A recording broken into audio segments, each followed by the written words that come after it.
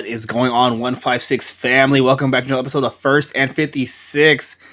Guys, we're here. Finally, it is literally around the corner. Talking tomorrow, the NFL draft is officially going to be underway in probably less than 24 hours, maybe like right around that 24-hour mark. So we're it's coming. It's basically Christmas for football fans all over the place. Everyone's giving a bunch of hope. Some of it's false, some of it's true. New millionaires getting created. Obviously, for a lot of these guys, it's the achievement they've been chasing for the entirety of their lives, entirety of their football careers.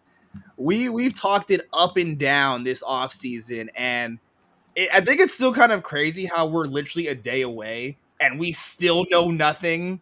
Like, we still literally know nothing other than the fact that it's probably a lock that Bryce Young's going number one. But I mean, it's going to be a long one. If you guys are watching on YouTube, watching on our Twitter, if you're watching on our Twitter, jump over to YouTube. This is the one where we definitely want to talk to a lot of you guys in the chat. I want you guys to be active in the chat. It's going to be a long one. We've got a lot of guests planned for this one. A lot of them going to pop in and out.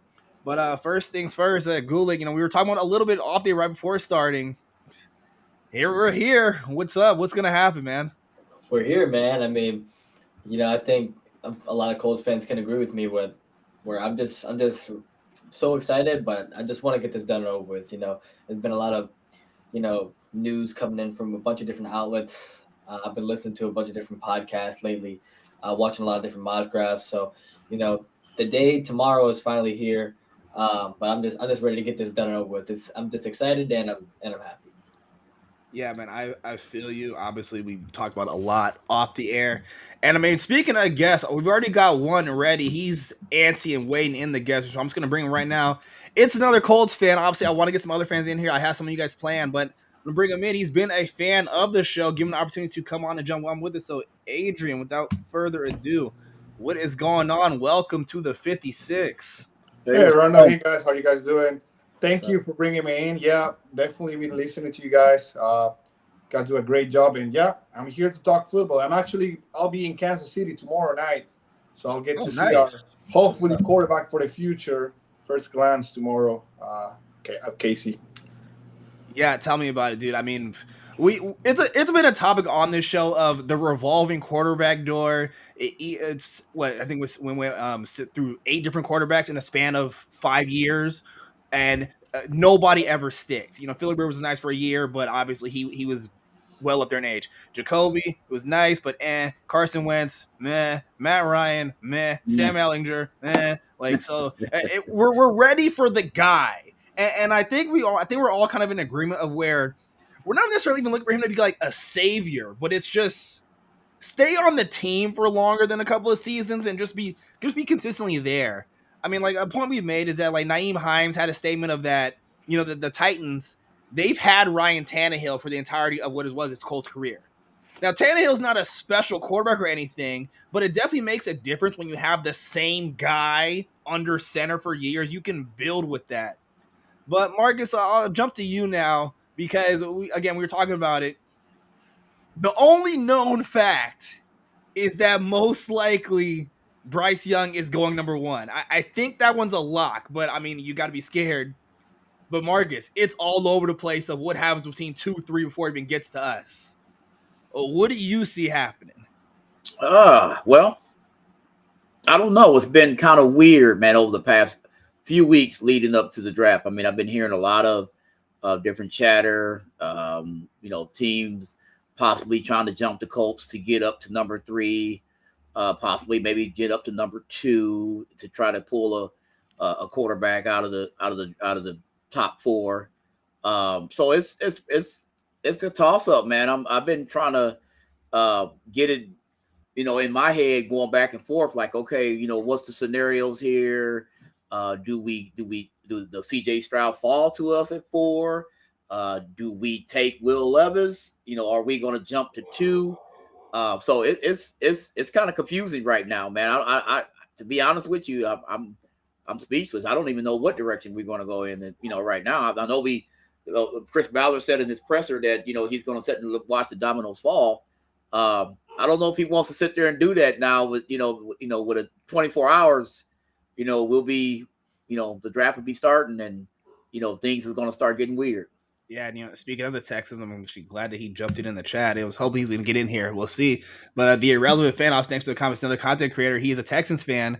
So rumors that the Texans are possibly trading the third pick to Vegas for the 7. The Texans looking for the best CB available at 7 rather than going quarterback.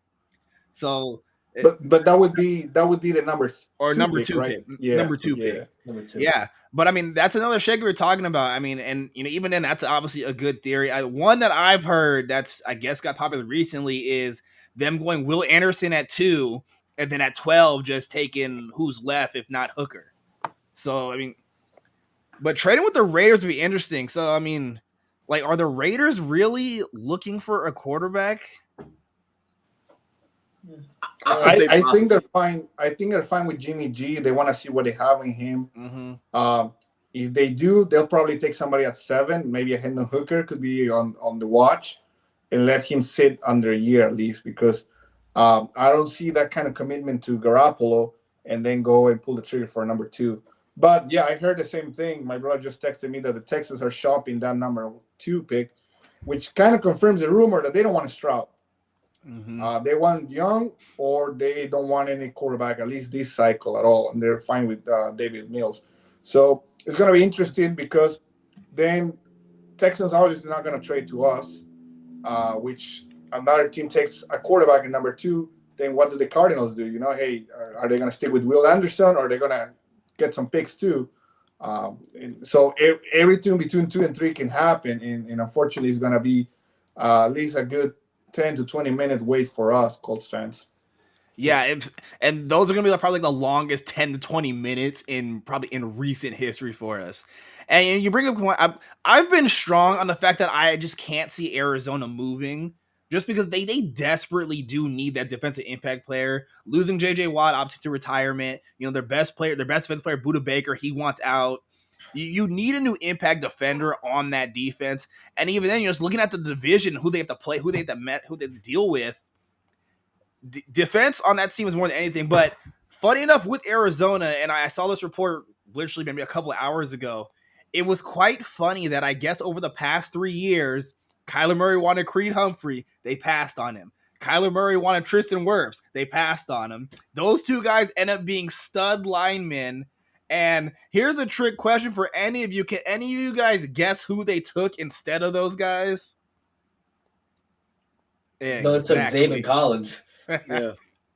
It took a linebacker instead, and he stunk. So, yeah, exactly. So I mean, I just found it kind of funny of that. The narrative's always been on Kyler Murray that he doesn't study, doesn't care, whatnot. But he picked out 2. If that report is true, he name dropped 2 very successful offensive linemen in the league now at critical positions where they need help. Mm-hmm.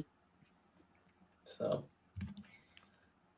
I don't know. I've been seeing also reports that the Eagles are looking to trade up, so that kind of intrigues me. Whether it is Houston or Arizona, the Eagles are looking at a bunch of different guys. So it's really hard to say, because they really want Bijan, but they don't feel like they can get him at 10 because he's getting mocked to the Falcons at 8, and they're also looking at Paris Johnson, the offensive tackle from Ohio State.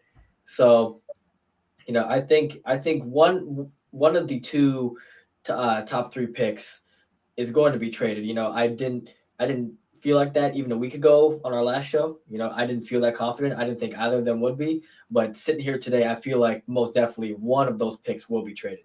And that will be great if the Eagles trade up to the top 3, because like I said, they take a running back, they take somebody else, right, and a quarterback just falls to us. Yeah. But like I said, I think you said it, Anthony, the rumors are being everywhere. Nothing is for sure. And I think everything started when the Panthers went to number 1, right? Because everybody assumed that was for Anthony Richardson, but I guess they had their eyes set on Bryce Young ever since. And I don't think that's changing. But then, I also heard earlier today too that, all of those picks between 2 and 3 were the price was too high, and a lot of them wasn't even not wanting to do it. So I mean, there's teams, the Cardinals and also the Texans are asking a substantial amount of compensation for those picks. So And then I heard a lot of teams have kind of bailed out on them too. Like well, we just gonna sit back and wait. So that's like you said, everybody's a lot of different scenarios here. We don't know what direction is going to happen, but according to Adam Schefter, it's going to get crazy. Yeah, and I think the weird thing too is like if I'm Philly, I'm like, obviously again everything's reports, like who actually knows what's the truth and what's not. But really, if I'm Philly, I think Philly's sitting at 10, right? Like I'm pretty sure there's no, I can't see a world where Bijan doesn't just fall to you. Because I think the only team they have to worry about is Atlanta picks Atlanta. 8th, I think. Right? Yeah. Atlanta 8, I think, is the only thing they probably really have to worry about. But I mean, and even then, it's just like I think Bijan falls right into their lap at 10. And I really like I've said that the draft probably starts at 2. Even though I just don't know. Like Gula, you say you see like you feel the trap. I'm the opposite. I feel like I think it's a bunch of smoke screens. I don't think any top 5 pick is moving. Now as to who they're picking, take your best guess. But yeah, I'm really hard pressed to think that someone. I think it's purely just because kind of Adrian said it. When the Panthers move from 9 to 1, they move from 9, right? Yeah, when they move from 9 up to 1, and the price that they paid. I think that kind of just told you how much, obviously, the other teams, namely, obviously, the 2 and 3, Houston and Arizona, if you're not move up to there, obviously, you have to match that price, but you have to be someone in that ballpark if you're moving up, the Carolina moved up 8 spots. So if you're moving up 5, 6 spots, you're at least giving them another one, at least a late or at least a high day 2 pick, or potentially even, a primetime player. Because, like, Chicago absolutely... I think even if Bryce Young ends up being the guy for Carolina, I think in the long run Chicago's going to win that trade, and it's purely just off DJ Moore alone. Because while this class is probably deep with receivers, more so than in history, I don't think you're finding a guy in this draft, at least immediately, who's going to put an impact on your team like DJ Moore is. I agree. Yeah, I mean, definitely Fields needs some wide receiver help, and I guess Claypool is not going to cut it. But I don't know. I mean, I feel like if you're really convinced on a guy, I think the Panthers trading up to 1 at least gives them the chance to select the best one they can take. They're not a speculator like we are. That's a peace of mind that you get. And then talking what you were saying a little bit earlier, Rondo, it's moving up in the draft is being costly for many teams, and it's been, unfortunately, the payoff hasn't been there. No, I mean, a couple of years ago, San Francisco did it, and the guy didn't even play one full game yet. Right. And they got lucky with Jimmy G and Brock Purdy, but they invested a lot of picks that the other day they showed a graphic. It went to Miami, it went to Philadelphia, some of them, and they could have built a different team with those picks. So unless you're super sure about the guy, I don't think I see anybody coming up and do it. And I think everybody done their due diligence, but nobody has anything certain like in previous drafts, like Burrow was in 2020, like Trevor Lawrence was in 2021. And that's what makes these drafts a lot harder, to speculate with. Yeah, and that's the thing too, because you hear, like, obviously you made great points with that. There's no bona fide number 1. It's kind of turned into Bryce Young, but remember, I mean, dial it back, like 3-4 days ago, it was still CJ Stroud. Dial it back after the combine, people were saying Richardson could jump to number 1. Yeah. And heck, after a Reddit leak, Will Levis is apparently magically going to be number 1 now. So it's truly wide open. And go ahead. What do you guys think about that S2 assessment and the rumors that came out that Stroud was the weakest out of the top 4? What do you guys take of that? I'm not a real big fan of the test. Let the guy show you what he can do on the field, and then let's judge him from there. Let's not judge him from those Wonderlic tests. I know a lot of quarterbacks take them. I know there's quite a few good quarterbacks that actually took them and scored really low, and is doing a hell of a job in the NFL right now. So me personally, I'm not going to judge CJ Stroud off that test. I'm just going to go, if we draft him, let me see what he can do on the field, and then we can go from there. Yeah, I'm kind of with you. You take it with a grain of salt. It's for me, it's almost the equivalent to a pro day. Like, I mean, yeah, is it am I a little like kind of like questioning it that you scored low? Sure, but at the end of the day, at the end of the day, what you do on a piece of paper does it tell me what you can do on an actual field? Yeah. And it might have actually been Stroud's quote, or someone from Ohio State's quote is just that I'm here to play ball. I'm not here to take tests. It was good. So I mean, like, I'm with you, Mark. It's that it's like it's essentially a nothing burger. Yeah, I don't really make anything of it either. I mean, you really look at what's on tape, and his game film said otherwise. I mean, there's late risers and late fallers every year. I mean, it was actually the draft with Justin Fields a couple of years ago. People were wondering, like, why is Zach Wilson rising so much? So like 2 months before the draft, he was, you know, say top 5 quarterback, but all of a sudden people were saying he was better than Trevor Lawrence. Like that, it was silly to me, and it still is silly. So, I whatever the media wants to make CJ Stroud out to be, I don't really care, because if that allows him to fall to us, I'm fine with it. So the thing I have with that test, and all of you guys, I'm not trying to be disagreeing with anybody. Yeah. With you guys, I respectfully understand your reasoning. What I heard about it on a podcast is that scoring good doesn't guarantee you success on it. They've seen that. But what they haven't saw is somebody who scores low be successful in the NFL. Ooh. That's what got me to it. That's what, like, okay, this shows something, because this test is not really the test you were inquiring, Marcus. It's a new test that's called S2, and I'll let you guys research on it a little bit. But it's mostly not an IQ test, not an intelligent test or anything like that. It's mostly reaction test. And why is this so important? A quarterback, I don't have to explain it too much, because the quarterback are grabbing data at a fast rate. Defenses, coverages, routes, protection, all of that. And the more information that you can analyze, the better. Your reaction and your decision time will be better. Will that affect your accuracy? Will that affect the type of throw you're gonna make? So that's the little thing that threw me off a little bit. And I don't know if teams are making a big deal out of it, because there's a small sample data out of these tests, and it's gonna be till one breaks that mold. But so far, and I haven't done the full research or numbers or names on it, but what I heard is, so far, anybody who did bad on it or took it low hasn't been able to pan good on the NFL. And it's also been the other way around too. I get what you're saying too. Let's look let's look at Jamarcus Russell, for instance. Hey, scored that's very, more very likely high to on that happen. test. Yep. You know what I'm saying? That's more So very, likely very, to happen. and Right. you know what I'm saying? So I mean, it could go both ways. You know what I'm saying? Yeah. Even not making a disagreement with you or anything, but I'm just Right. saying it could go both ways. So like I said, I want to be the man to judge him for his quarterback play, not for him taking a test. That's like taking a mathematic test, and Gulick scores higher than me, but they say, well, because Gulick scored higher than me, that he's smarter than me. That doesn't necessarily mean that. No. That just means that he just got a higher score, and I scored low on it. So let's judge. I just say let's just judge him by what he does on the field. If he falls to us, if he does, he does. If he doesn't, he doesn't. But if he does, let's give the man a chance. Yeah, I agree. And I think that's also something that's coachable in a sense, just like accuracy. People want to knock Will Levis and Anthony Richardson down for accuracy. That's something that can be coached.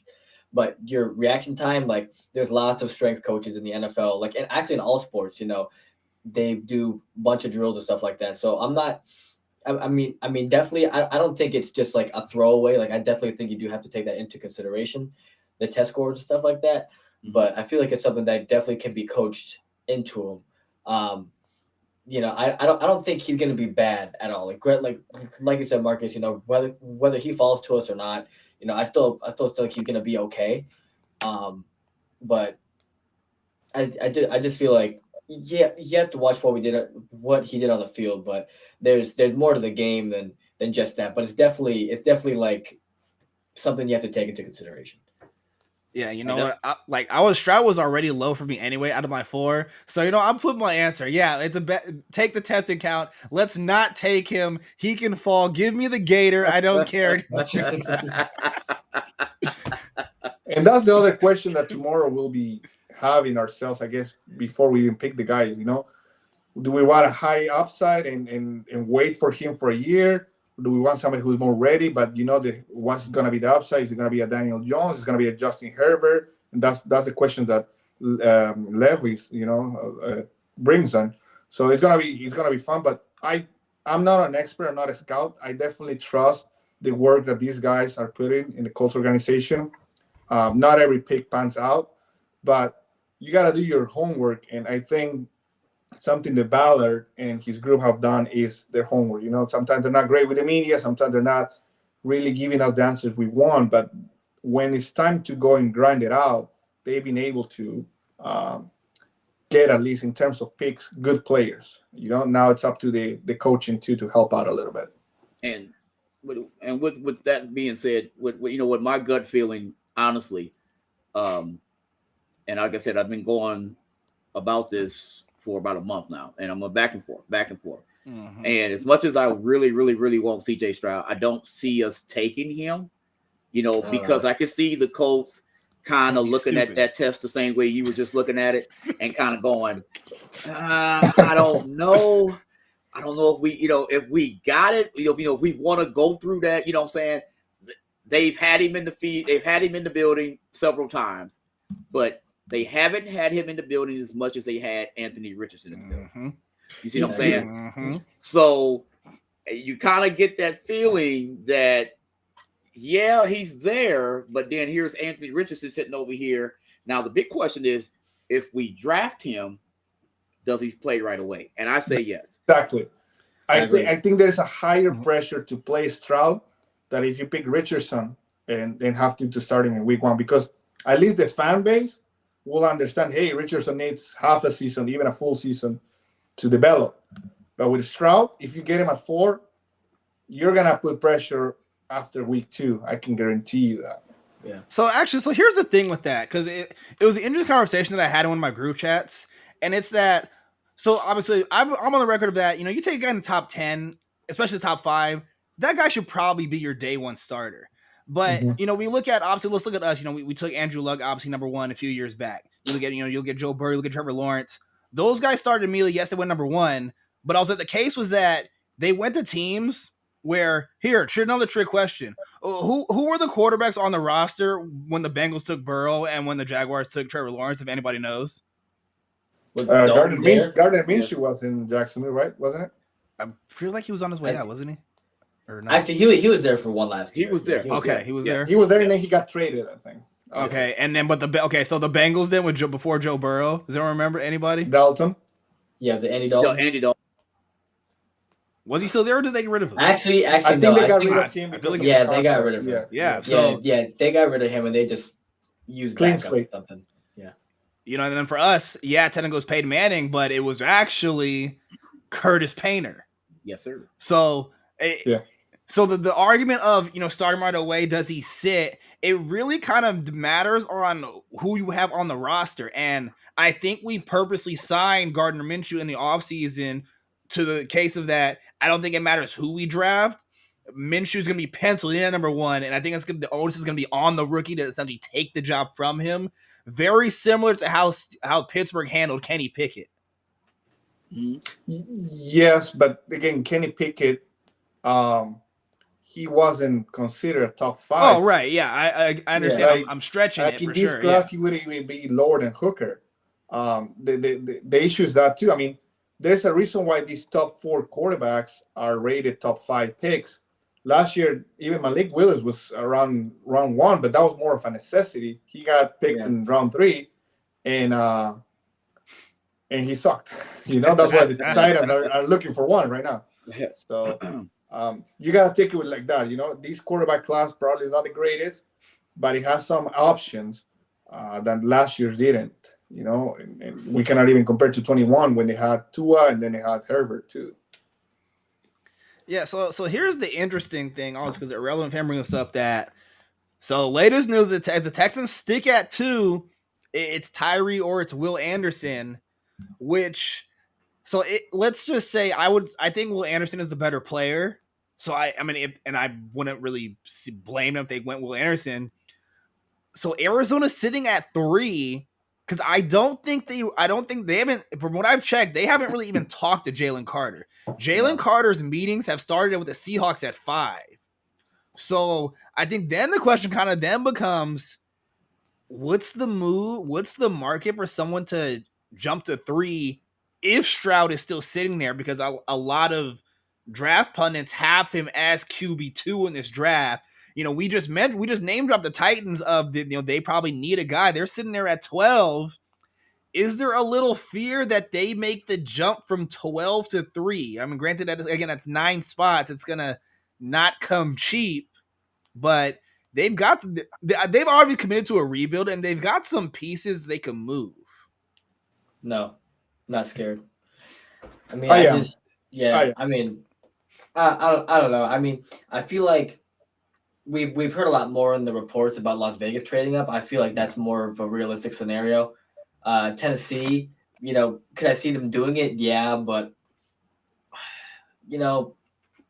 it's just I don't really know if they would in this situation, because I feel like Derrick Henry's still on their roster. They might want to ride it out with Tannehill mid-year. I mean, granted, what Tennessee could do, because the quarterback class is, better next year, that the Titans and Texans might just have a tank off, just sit Tannehill mid-year, play Malik Willis, sit Derrick Henry for the rest of the year, and then end up getting the number 1 overall pick. And that's how they do it, because I don't really know, too much about, the Titans meeting with any of these quarterbacks, but I kind of don't see it. I see other teams trading up, but I don't think Tennessee would. I mean, it's something they would do just to spite us, but I don't think they would. Yeah, I mean, that's fair. I agree with Anthony I don't see it because of the reasons he listed, but I am scared because if they jump us, it means your 2 divisional opponents are picking quarterbacks before you. Yeah. Nothing is set in stone. But if something in this situation, we're saying the Texans went Will Anderson, so it technically don't be the Titans. Yeah. Okay. Well, at least one, gets it. And then at the end of the day, you get the least quarterback option of the division, and then you're set back for another 5 years. That's what it scares me. If it was somebody else, an NFC rival or even another AFC, then I would be okay with it. But if by any reason they get lucky and get the guy and we don't, then I'll probably regret it. Yeah, I mean, it's and that's the thing with the draft. It's really like I said in the preview in the beginning, like it gives hope to everybody, and it's just a lot of a chaos. And I think this year more than most, it's really all over the place. I think for us, it's hitting us hard just the fact that we're not supposed to be picking up this high. We're, as a fan base, we've obviously been spoiled with quality teams and especially quality quarterbacks. But yeah, this is unheard territory of us picking number 4, which, I mean, it led to a thing like, obviously I was watching Rick Eisen the other day. He actually had Pete Carroll on the air, and Pete Carroll throwing out whispers that, maybe we're looking at quarterback just because we're normally not picking this high. It's like, because Geno's 33, so, and I believe signed for a 3-year contract. So I mean, he gives you probably 2 more years of good ball. But and then even that's a good point of that. Do you take a guy, have an established guy, he can sit, which that age-old argument of, do you sit the rookie, does he play, and then boom, he's ready to go. I mean, because obviously, again, yes, it's the most extreme example, but let's remember, Patrick Mahomes sat his rookie season. He started the last game of the season, but he sat his entire rookie season. And obviously, you see him now. And I understand that, but I don't go to games to watch. I go to games to watch the top. If you're going to pick number 1, if you're going to take Anthony Richardson, if you're going to take C.J. Stroud, I'm going to the games to watch those guys. I'm not going to games to watch Gardner Minshew. So, and that's just my perspective. If you're going to pick those guys, regardless of how the league, how I don't expect us to win 17 games. I don't. You know what I'm saying? But at least give him a shot, see what he's about, and then we can make an assessment again, like we are this year, next year, about who else we're going to take. You know what I'm saying? But if we get them, let's put them in there, throw them to the wolves, and build around them. That's just what that's what it needs to go. That's what it needs to be done. Yeah, and like even then, I mean, like, would it even really be throwing to the wolves? Because if anything, I would argue that whatever quarterback we take here, I would say, at least in terms of what's surrounding him, he might have equal, if not a better supporting cast when Andrew Luck had his rookie season. Absolutely. Because I mean, obviously, again, I'm not. I'll bring it up. Obviously, Andrew Luck's O line was forever terrible. But I mean, like, and yes, obviously that rookie year, he broke records. It was special. I am not, by all means, I am not saying that whoever we take is gonna replicate that. But similar to what you're saying, you throw him out there.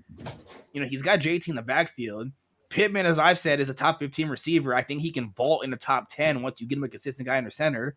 Alec Pierce, I think, is one of the better wide receiver twos. He's probably a top 15 wide receiver two. Yeah, after that, receiver 3, 4, 5 questions, absolutely. Tight end questions, yes. But are they young and have they shown us something? Absolutely. I think the Mo Alley Cox, project is over. But Jelani Woods definitely showed you something. Mm-hmm. Ogletree, who they said was impressing all through camp last season before he got hurt, they were saying he was going to be special. And then we've seen Kylan Granson have some flashes as well. So at least in the weapons department, he'll be okay. Obviously, it could be a lot better. And who knows, he might even get some more weapons come this draft. And even the O-line, what's the only real hole? It's probably right guard. Because like we said on the show throughout the season, I think Raymond's the guy. Can he get better? Sure. But I think he's figured it out. Yep. Quinn Nelson had an off year. I don't see that going forward. Ryan Kelly had an off year. I'm not seeing that going forward. And Brady Smith, I'll call it an off year as well. I think all three of those guys can easily bounce back. The only really question mark on the offense is really right guard, and then I guess receiver 3. You're right. I mean, and this goes back to the narrative that the Colts are one quarterback away. Because if you put the rest of the pieces, except cornerbacks that we're really thin now, we are set at least with decent players. And then on the O-line, I mean, yeah, if Kelly's starting to decrease, you have Pinter that could play well at center. Too. Yeah. So, yeah, get that right guard, draft him or get a free agent or something, get that position fixed, and you have a decent O-line that at least a rookie is not going to come in and be destroyed like Burrow was. And you got to, like you said, I agree. The guy, whoever comes, is going to be better set up than Peyton Manning, and is going to be better set up than Andrew Luck. Now, if he can translate a little bit of that success to this team, we'll be rolling. Because if we don't see success in the next 2-3 years, all the players that you mentioned, Rondo, they're going on the other side of the prime. Yep. And we got to take advantage of that. And I don't see, I believe in Steichen. I believe in his coaching staff. I've really dug into everybody that he's picked, as far as his coaching staff, and especially with Reggie Wayne coming back to be the receivers coach and everything. I really believe that they'll have these players ready. I do believe that the offensive scheme is going to be a lot better than what we had last year. I don't, going back to that test, we couldn't really. I mean, if you looked at Matt Ryan last year, you would have thought he scored low on that test. So, I don't think we, like I said, get him in there, see what he can do, build around him. I mean, I don't expect a whole lot out of year one, but I do expect progress. You know what I'm saying? Yeah, I think that's all you really can expect is progress. And it's like I said, I think we kind of all agree. It's like, could you stretch it to the fact that we're a quarterback away? Sure. But I think we kind of all understand of that. It's really maybe this year and next year, and then we're back. I think what's vaulting us up is the fact that our division has always been a race between us and another team. The Titans are fully committed to a rebuild. The Texans are still in the bottom. It's the Jaguars. We're looking up at the Jaguars, and I got to be honest, I don't see them that miles away from us. Trevor Lawrence has been nice. He's been progressing, but maybe it's my Colts bias. I don't know. People don't vault him in the top 10 to a top 5 quarterback in the AFC. I don't see it. I just don't see it. He's good. I think they've built some nice with him, but I'm not terrified of him like I'd be terrified if we were playing the same division as Mahomes or Herbert or Josh Allen. Looking at their weapons, even when Calvin Ridley was in Atlanta, I've never really been fully impressed with him. And I don't think putting him over there doesn't make them better, sure, but I'd still take our receiving core over theirs. I'm not sorry. Christian Kirk, he had a nice season. I think he got lucky. I don't think he's a bona fide number 1 receiver in this league. Now Ridley, I think is, but again, I don't think point being is I'm taking Pittman over Ridley, and then I'm taking Alec Pierce over Christian Kirk. Backfield's no question. Obviously, I'm taking JT all day over Etienne. So really, right now, the only place Jacksonville beats us right now is quarterback, and that's only because they have a guy established. Right. But the thing is also, and I slightly disagree because I think Lawrence, yeah, he probably was a little higher rated than he should, and he had a terrible first year thanks to the coaching. But he is good. He's solid, and if it wasn't Jackson, and if this would be another team, we probably be a little more scared. Is I think the fact that it's Jacksonville and they sucked for 25 years, that anything we're expecting the worst until they prove us wrong. We will always expect the worst out of them. So that we can associate a little bit, but yeah, we can argue position by position. But the thing is, they're already a year or two ahead of us. Yeah, and we got to get to that point. And hopefully catch them, because once you catch them, then division is yours, and you're playing divisional Sunday with the best of the best, and that's what we need to get at. Yeah, and that's a fair point, and you definitely might be a little right. And I don't know about light years. Light years is bullshit. Light years, not too much. Both light year. Definitely not light year. It's not light years. You put Trevor Lawrence on the Colts are better. I mean, I'm not gonna if you put Minshew back on the Jaguars, they're winning 2 games. I don't care who you like. You put Minshew on the team, they stink. You gave them a meeting. No, I'm being serious. No, I'm being serious. I don't care what any rational NFL fan will see that you gave them a decent head coach that wasn't Urban Meyer and a decent quarterback, the young quarterback like Trevor Lawrence. They're going to be obviously better than what they are, They're obviously going to be better. If Urban Meyer is still that head coach, they stink, Christian Kirk got a lot of money. He's a wide receiver 3 playing wide receiver 1, but, it's just because they schemed him up. They schemed him up like that. Imagine if Jacksonville had A.J. Brown. He would have had 1,500 yards. Christian Kirk was a wide receiver 1 in Jacksonville. He barely broke 1,000. Don't get me with that BS. Come on. No, we're not doing that. No, I'm just trying to be rational for people who don't see it. No, like I said, I'm with you on that. Like Adrian said, I think Jacksonville's ahead of us in terms of the process of how you're building your team. I agree. But in terms of the result and the talent, they're really not that far ahead. No, they're close. Last year, we stunk, but we had a top 5 defense for 8 weeks out of the year. Yeah. The Jags weren't even in that conversation. If we had an offense, we would have been there. We did something that Jacksonville didn't, and we beat Kansas City, and we were there to see it. Yes, bro. Last year, as terrible as we weren't eliminated from the playoff race until week 15, week 16. Yeah. Until Frank Reich was made the scapegoat. We're not gonna be getting into this conversation now. You know what I mean? This is not a conversation. They got hot in the right moment because Tennessee thought they had it, and all of a sudden they start choking, and they lost it. And I think divisional standings or something. I agree, Anthony. We were there. That's the frustrating part. That we could have been either number 1 pick or playoffs, depending on 2 or 3 games. That's how close our season was. Yeah. And at some point, the Texans tied, the Washington lost. There's another close one I don't remember. They go our way. We are in that, playoff. Well, there's that Minnesota debacle. Oh, I'm talking that later, but I'm talking about before the right firing. We are the Denver one. If we lose that game, we're picking 2 right now. Yeah. So those little things in the first 8 weeks of the season, unfortunately, derail our season and chances.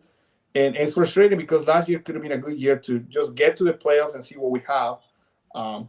And unfortunately, flashes are not going to get you there. You need some consistency. And the Colts were inconsistent last year. They had 2 or 3 good quarters, and then the backles in Dallas, the backles in Minnesota. And that's not going to cut it in this league because everybody plays till the final whistle, unfortunately. They're not going to give you anything. Yeah, we don't have her.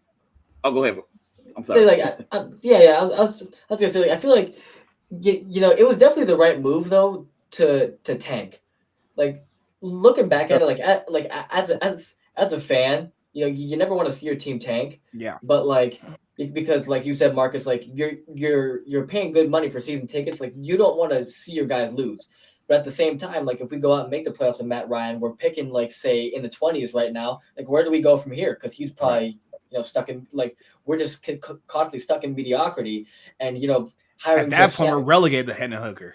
Yeah, Yeah, and hiring Jeff Saturday as the interim head coach is the most obvious tanking move in the past in the NFL in the past 10 years. Right. So I don't know. I guess the reason, how the season played out, I feel like it was the right thing to do, even though Anthony, and I guess from the Texans guy who's listening to us, ask him.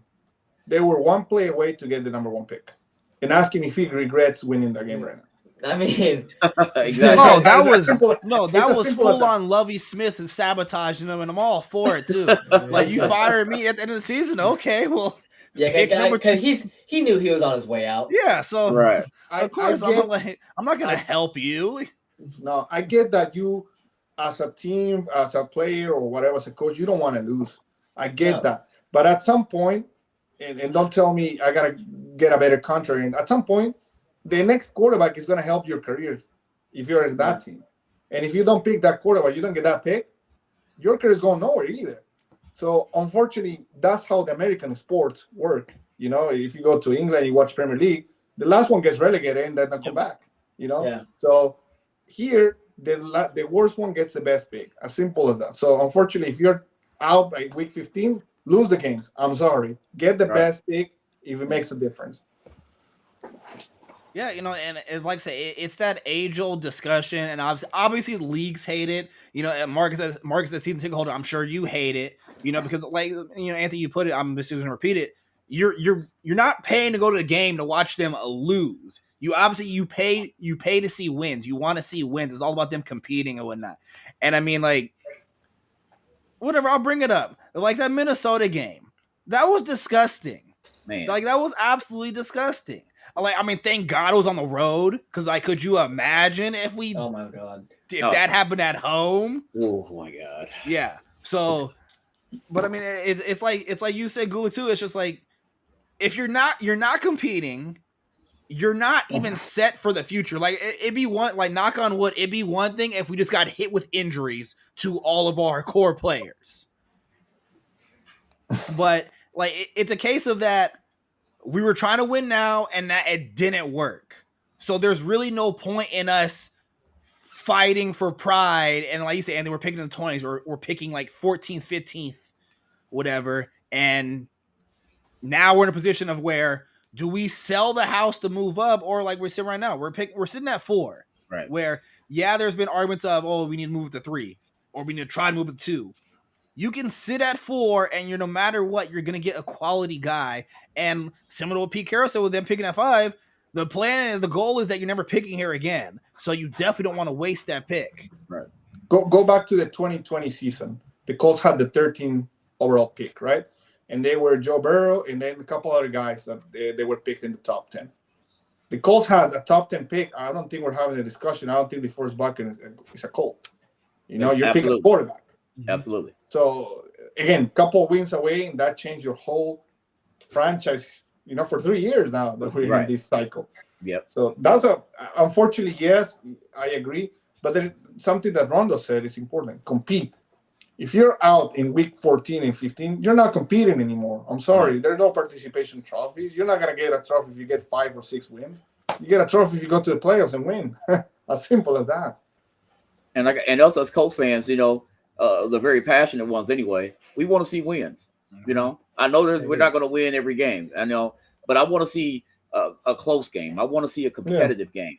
I don't want to see us up 35-3 and then second half 41-38. No, I don't want to see that. I don't want to see that. No, because to me, you're giving up. How could you come out in the first half and play lights out and then you beat Kansas City earlier in the year, and then you almost beat the Eagles. You got close games like that we've been in, and then you go against the Vikings, and then it's just it was pathetic. And like I said, us as passionate Colts fans, we don't want to see that. We want to see wins. We want to see competitive games. And they got the message, because the next road game against the Giants, they didn't even play. Right. No, we're not going to give you hope. Happy New Year. It's as simple as that. That's right. Done. It's not wrong. I was just thinking about this last night. when that dude from the Giants was making snow angels, that genuinely pissed me off though. Yeah. Because we were tanking, but like I wanted to see somebody stick up for the quarterback, and nobody did. Nobody But did. then again, Saturday was the coach, so like, I mean, like I as a player, think it was like you at would've that done moment you knew the locker room was like just done. Yeah. Like as a player, he wouldn't have like put up with that. But as a coach, like I'm just like this is a joke. This is a joke. Well, even the flip side as a player, if I'm a player on the team, it's like, yeah, you make it snow angels. Yeah, I'm mad, but I'm just like, I'm not getting suspended over that. Like, well, why? There's no point. Like, I mean, like I said, obviously, was it Bush League? Was it just disgusting? Sure. Is karma gonna come back and hit him? I'm pretty sure it is. Yeah. But yeah, like I'm with you. It's just like we just didn't care anymore. No. I don't know. And for me, at least, it was less traumatic than last year's when you lost the last 2 years. God. The last, I don't want to bring it up. We're happy Yeah. draft season. Yeah, I know. I don't want to talk about it. Yeah, that one. Oh man, I think that was before we signed Marcus onto the show. Me and Gulick had an earful for that one. That one was not pretty. I didn't get to watch it because I was coming home and I was in the Houston airport and I was just following the game and all that. And I'm like, come on, get the ball, score. But I was seeing the score going on the other side. I'm like, no, this is over.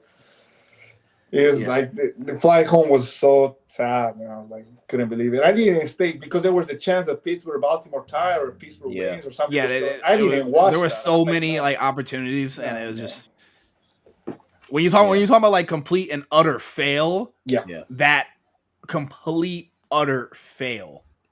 And you know what made it sad and all, because we had the Hard Knocks season, and that made it worse. That made it worse because we're right there, the Christmas win in Arizona, 99% to make it in.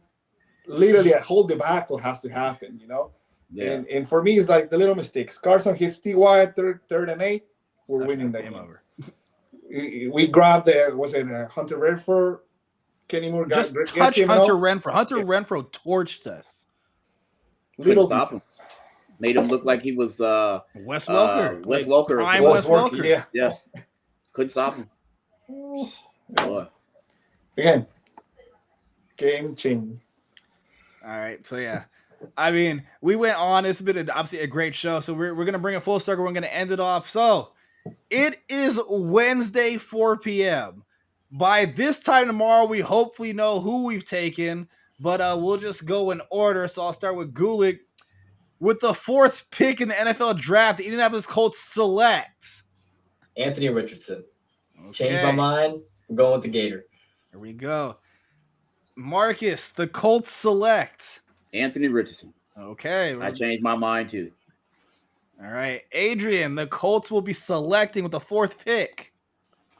Quarterback from Florida, Anthony Richardson. Okay, well, that's not fun. It's a clean sweep then, because You want him to.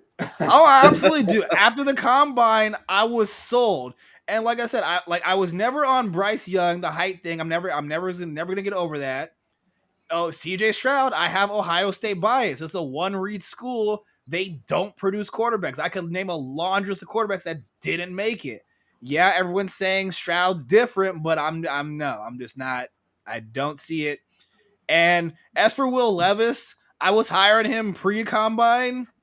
But after the combine, give me the freak of nature. Absolutely give me the freak of nature. So, all right, it's a consensus here that it should be Richardson. We got 24 hours to find out what it's going to be.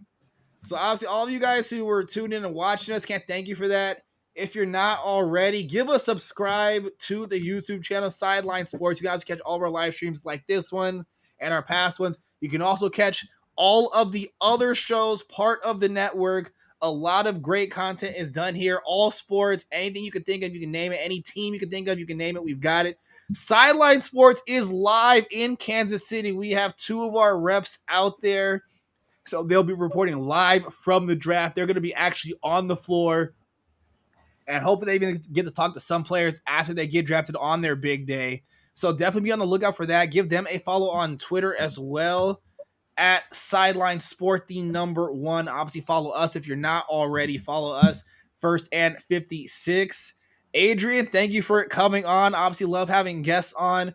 Wish we could have got Thank some you. more of our guests in here, but didn't work out. But that's all right. But as for us, as for myself, Marcus Gulick, our guest Adrian, Sideline Sports is an organization. This is 156. We will catch you guys on the next one because we are out.